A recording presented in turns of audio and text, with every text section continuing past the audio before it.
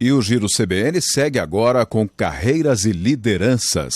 É a participação do professor Davi Forli Inocente, que hoje dá dicas para executivos e gestores. Boa tarde, professor Davi. Rosana, Marcos, equipe e ouvintes da Rádio CBN, mais uma vez aqui com a nossa coluna Liderança e Carreiras. Hoje falar um pouquinho sobre um artigo muito interessante que saiu o ano passado na Harvard Review, até na edição brasileira, é um artigo muito bacana sobre o executivo do Oceano Azul. Esse artigo foi escrito pela mesma dupla que escreveu um livro que ficou famoso mais ou menos uns 10 ou 15 anos atrás, que se chama A Estratégia do Oceano Azul. Esse livro ganhou importância porque ele explorava ali o que as empresas faziam, o que algumas boas empresas podiam fazer para competir num oceano azul e não no oceano vermelho, marcado pelo sangue dos grandes tubarões corporativos que estavam sempre disputando um pequeno espaço para se sobressair no mercado, né? Os autores, René Malborn e Sean Kim, falavam isso. Eles falavam assim, olha, você, se é uma grande corporação, cuidado para não ficar mordendo aí os outros tubarões do mesmo tamanho que você, porque você entra numa guerra de preço, numa guerra de eficiência. Isso normalmente impede as empresas de criar, impede as empresas de inovar e de explorar mercados que ninguém está olhando. E eles dão como exemplo o Cirque du Soleil nesse livro, né? É um livro muito interessante porque ele explora a estratégia de diferenciação adotada pelo Cirque du Soleil. É muito interessante porque é um exemplo realmente muito verdadeiro, né? Quando você olha pro circo, né, antes do paradigma Cirque du Soleil, ele era uma coisa muito comum, barato, uma coisa assim que todo mundo conhecia, um paradigma muito entendido, né, com muita clareza e com baixo custo. Então as empresas desse segmento sempre disputaram por preço, por alguma conveniência, raramente por uma diferenciação muito importante. E o Cirque du Soleil conseguiu essa diferenciação, cobrando ingressos altos, mas criando uma experiência completamente diferente.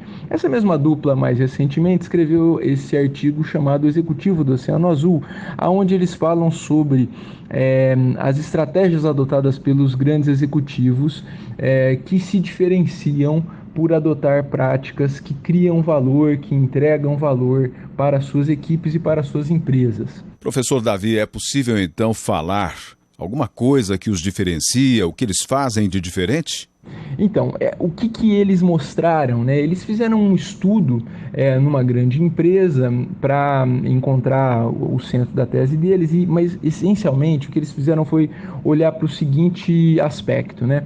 Daquilo que o seu gestor imediato faz e daquilo que você gostaria que ele fizesse quanto a alguns temas. Então, eles perguntaram, olha, quanto você acha que o seu gestor deveria ocupar o tempo dele levando problemas da área em que você se encontra para a alta administração?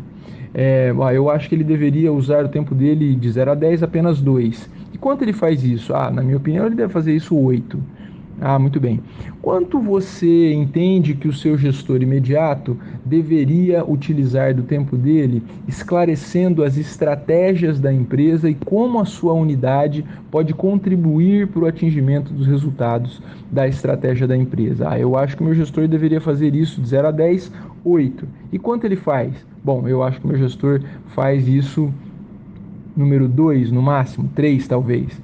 Isso se deu em quase todos os níveis de avaliação que a pesquisa se propõe realizar. É interessante porque isso se deu nos 3 níveis, né? Nível tático, estratégico e operacional, nos níveis de administração, onde havia um gestor sendo avaliado pelas suas equipes, e deu sempre uma dissonância muito grande, né? Aquilo que a equipe espera é muito diferente daquilo que o gestor está entregando. E é interessante dizer o seguinte, nenhum dos dois está errado.